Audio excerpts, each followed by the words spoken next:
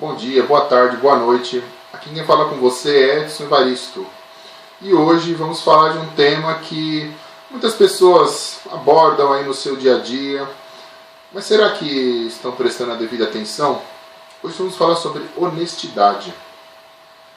Eu vou começar contando uma história para vocês.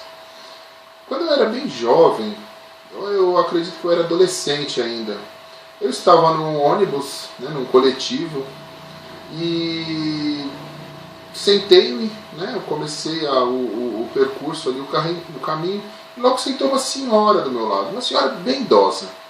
Ela sentou do meu lado e começou a puxar assunto ali. Falou do tempo, falou que esses assuntos assim, que a gente entra para simplesmente iniciar uma conversa com alguém. E logo ela me contou uma história. Ela contou uma história que falava de um rapaz que ele estava apaixonado por uma moça. Ele estava apaixonado ali por uma moça ali da cidade dela, uma cidade bem pequena. E ela era menina nessa época, ela era uma garotinha. O rapaz estava apaixonado e ele começou a frequentar a casa dessa moça. Começou a frequentar ali a casa, conhecer a família e tal. E um certo dia um anel dessa moça sumiu. Um anel desapareceu. E a família dessa moça começou a acusar o rapaz, porque ele era a única pessoa diferente ali que tinha entrado na casa, que estava frequentando a casa. E começaram a acusar esse rapaz. E o rapaz dizendo que não era ele, que ele jamais faria isso, que ele não iria pegar um anel, daquele jeito. E a moça não quis mais ele ir lá, desistiu do namoro ali que eles estavam iniciando, porque acharam que ele tinha roubado o anel. E esse rapaz ficou muito triste, e ele veio a cometer suicídio. Ele se matou por causa da vergonha, porque na cidade ali todos começaram a acreditar que ele tinha roubado um anel na casa dessa moça aí, na qual ele estava enamorado. E ele tirou a própria vida. Alguns dias depois do enterro do rapaz, essa moça achou o anel. Achou ali dentro da casa. E ela, enfim, ficou todo mundo muito mal com aquela história. Enfim, o rapaz se matou por causa disso. E essa senhora me contou essa história e eu nunca mais esqueci. E ela falou, eu sou de uma época que as pessoas tinham honra. Olha só. Eu sou de uma época que as pessoas tinham honra. E parece que essa senhora não está errada. Hoje em dia, quando você fala de honra para muitas pessoas, você fala de honestidade, as pessoas podem até dar risada aí da sua cara. Honra não, a honra tem um preço, a honra, eles vendem a honra, as pessoas vendem a própria honestidade. Não todas, claro, não quero generalizar, mas estou falando que uma parcela aí considerável das pessoas não levam honra em consideração. Elas levam a oportunidade. Se você tiver oportunidade, se a pessoa tiver oportunidade de levar vantagem em alguma coisa, mesmo que seja para lesar alguém, ela vai lesar, ela vai enganar. Se tiver a oportunidade de não pagar uma dívida que ela tem com uma pessoa, se a pessoa, tomara que a pessoa esqueça, tomara que a pessoa não me cobre, ela vai fazer. Algumas pessoas vão fazer. Enquanto isso, outras não. Outras fazem questão de serem honestas. Então, eu nunca esqueci essa história. E eu pergunto aí para vocês, vale a pena ser honesto? Vale a pena ser honesto? Ou a gente precisa aproveitar as oportunidades, mesmo que outros saiam prejudicados? Será que a gente precisa pensar na gente primeiro e deixar o outro, mesmo que o outro seja prejudicado de forma desonesta por você? Isso vale a pena para você conseguir um bom emprego, um bom cargo aí na empresa onde você trabalha, ou conseguir vantagem de alguma forma? Será que vale a pena você manter a honestidade ou vale a pena você ser desonesto ali para você obter uma vantagem pessoal? Eu vou deixar essa pergunta em aberto. Cada um vai consultar aí o próprio coração e o próprio cérebro também, para ver se compensa você ser honesto ou não. A desonestidade, quando ela é muito praticada por grande número de pessoas, a perda é geral, a perda é coletiva. Porque quanto mais pessoas desonestas, quanto mais a desonestidade é praticada, mais energia, mais recursos você gasta, e essa sociedade também gasta, para que a desonestidade seja evitada. Por exemplo, por que as pessoas hoje gastam tanto em portão, em muros altos, em sistema de proteção, em câmeras? Por quê? Porque há ladrões para entrar, que podem entrar nas casas ali e roubar, matar, enfim, né? Podem fazer atrocidades ali, como a gente vê sempre aí em noticiários acontecer. Então, se menos crime fosse praticado, né, se houvesse poucas pessoas entrando na casa das outras, com certeza você poderia gastar esse dinheiro que você gastou em muro, em portão, em câmera, com outras coisas. Você poderia gastar com seu lazer, em viagem, enfim, uma roupa bonita que você viu ali, um presente para as crianças aí. Enfim, você poderia gastar de qualquer jeito. Mas não, você tem que despender um recurso aí para você se proteger, né? E a desonestidade também ela provoca isso. Quer dizer, se as pessoas fossem honestas, não necessitaria, por exemplo, a gente reconhecer uma série de documentos em cartório. Por exemplo.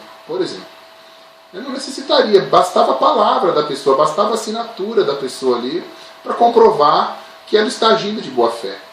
Mas infelizmente, como a desonestidade ela é amplamente praticada, é preciso de uma série de mecanismos que custam dinheiro, geralmente esses mecanismos custam dinheiro, para evitar que a desonestidade seja praticada, né? Então, assim, a desonestidade individual, ela tem toda uma repercussão social, ela tem uma repercussão coletiva também.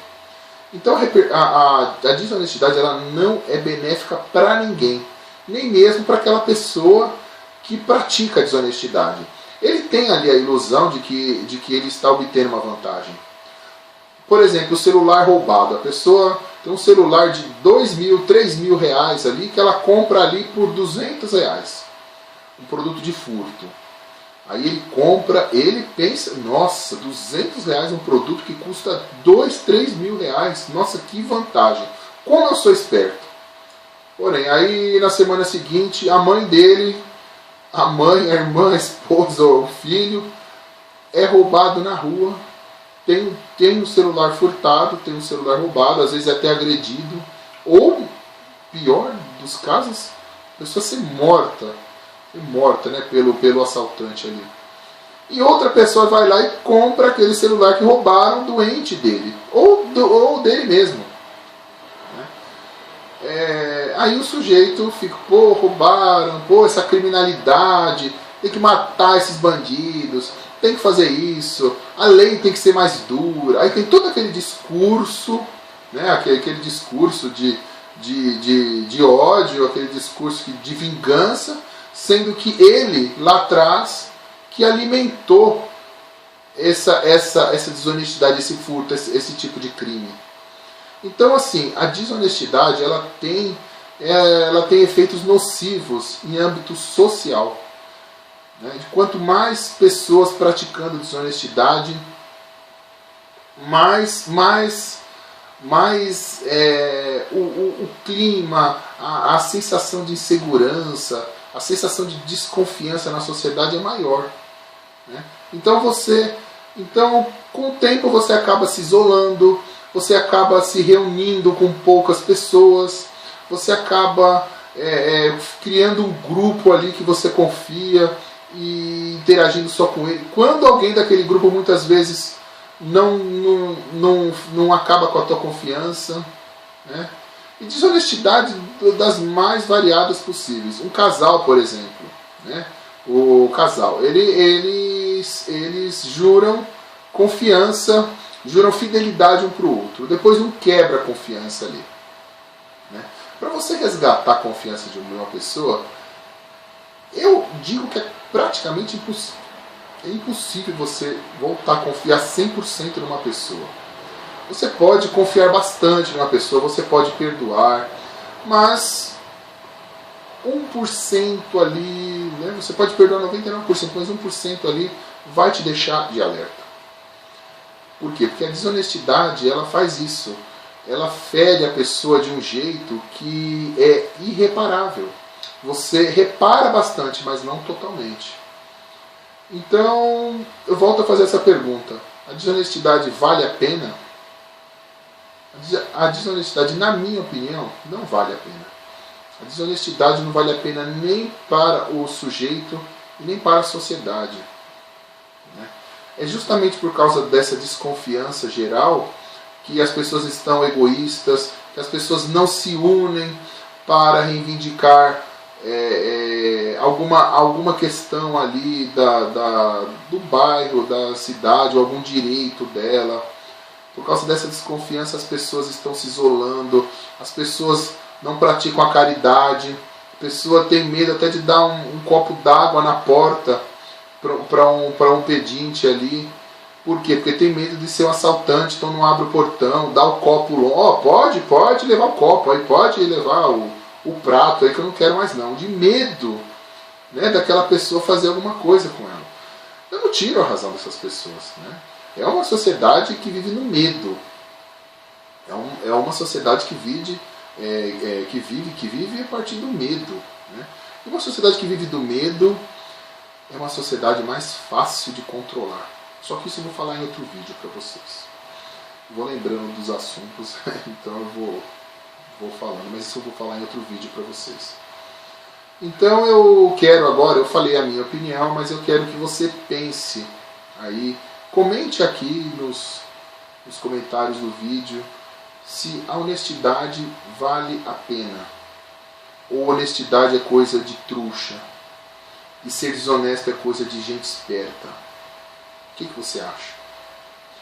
Então, se você gostou desse vídeo, dê um like, curta o vídeo, inscreva-se no canal, compartilhe esse vídeo aí nos seus grupos aí de WhatsApp, nas suas redes sociais, no seu Facebook, e vamos espalhar essa reflexão.